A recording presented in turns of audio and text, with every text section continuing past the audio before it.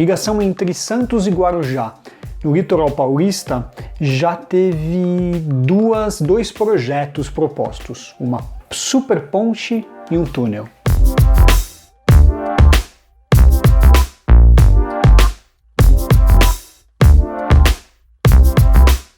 E aí pessoal, tudo bem? Você está no canal do Viatrólebus, um canal especializado em mobilidade. Se você gosta do tema, fica meu convite para você se inscrever no canal, ativar as notificações e sempre lembrando que esse canal faz parte de um site, o viatrolebus.com.br, que é atualizado todos os dias da semana, tudo bem? Atualmente, um morador que reside na região ou turista que se desloca nas duas cidades praianas, obviamente em tempos sem pandemia, o deslocamento entre Santos e Guarujá pode ser feito de duas seguintes formas. A primeira é a utilização do sistema de balsas para os motoristas e para os carros, e para os pedestres é uma espécie de barco que faz essa interligação, faz a ligação entre as duas margens, atravessando o Canal de Santos.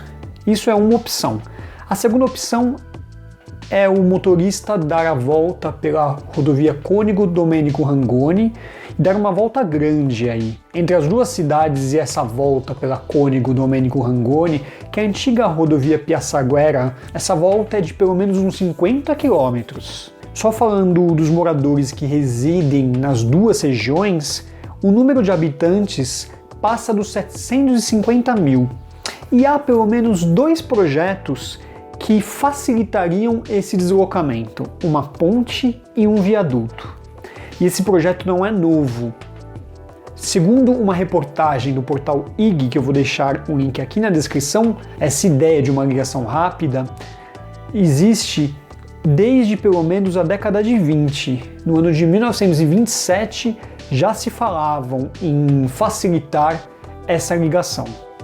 Um dos projetos é uma ponte que atravessaria o estuário de Santos e a gente considera como o projeto mais próximo, com mais facilidades de ocorrer. Esse projeto foi apresentado no ano passado e ele é orçado em 2,9 bilhões. Essa ponte demoraria 36 meses para ser construída.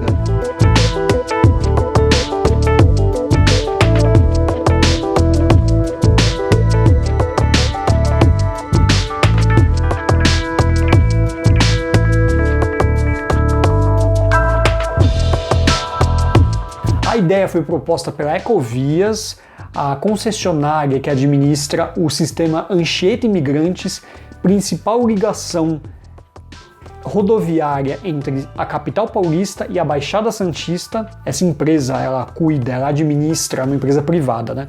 Ela administra esse sistema e ela apresentou esse projeto para a construção dessa ponte. E, em contrapartida, ela teria a extensão dos anos de concessão.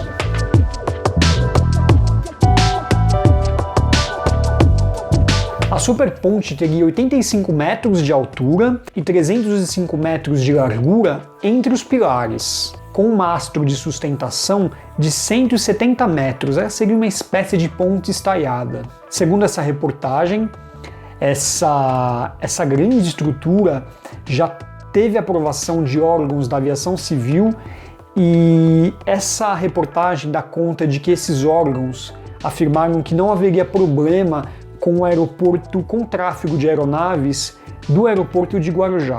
A via teria duas faixas de rolamentos e uma de acostamento. Ela ligaria a rodovia Anchieta no quilômetro 64 até a rodovia Cônego Domênico Rangoni, no quilômetro 250. Esse é um projeto que foi apresentado no ano passado e numa audiência entre comerciantes da região e também com a presença de autoridades e representantes da Ecovias. Mas, no entanto, não há prazos para que essa obra seja concluída, seja feita. Na verdade, não há nenhuma decisão final que essa ponte seja construída. Há também um projeto de um túnel submerso que ligaria as duas regiões. No início da década, no governo do ex-governador Geraldo Alckmin, foi apresentado o túnel submerso, que teria as obras iniciadas em 2015. O túnel seria constituído de 6 módulos, esses módulos seriam construídos em uma doca no Guarujá. Depois eles seriam levados flutuando até a região por onde passaria o túnel, seriam afundados e depois emendados.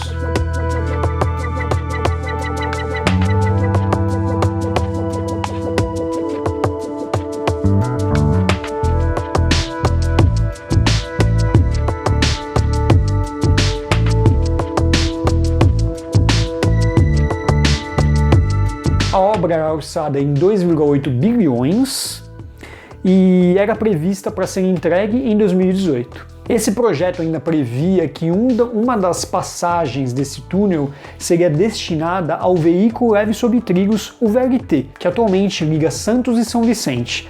Então existia uma ideia de estender esse VLT até o Guarujá.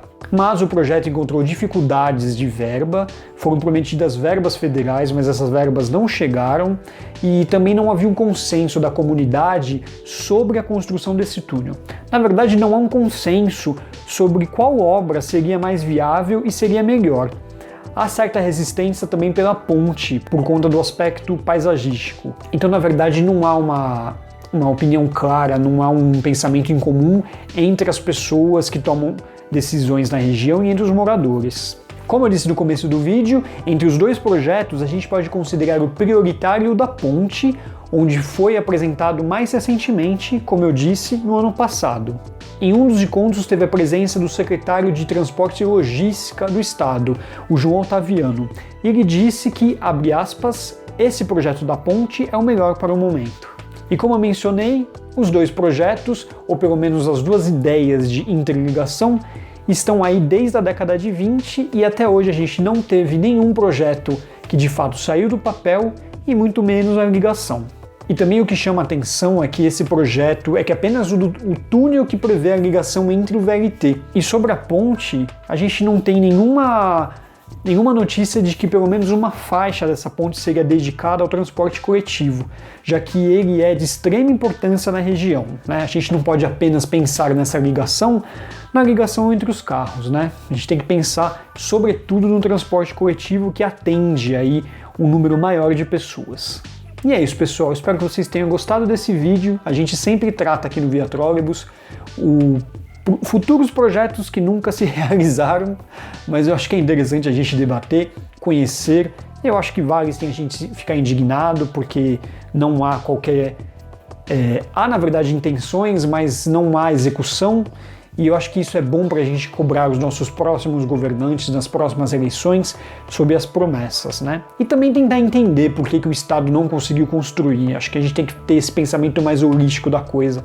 É claro que nada justifica, né, obras atrasadas e obras que ficam paradas e tal. Mas acho importante também a gente ter às vezes na discussão, ter esse pensamento holístico, o pensamento como um todo, para tentar entender por que as coisas não saem. Quando alguém prometer uma obra de tamanho porte, para a gente ter é importante que a gente tenha um senso crítico de entender que aquela obra vai ser difícil de sair do papel, porque ela envolve muitos recursos, envolve um grande trabalho de engenharia. É importante a gente sempre fomentar essas discussões e é por isso que eu trago esses vídeos aqui no Via Trólebus, para fomentar o debate e também para a gente sonhar um pouco, né? Vai que um dia sai. Eu vou ficando por aqui, a gente se encontra no próximo vídeo, um abraço.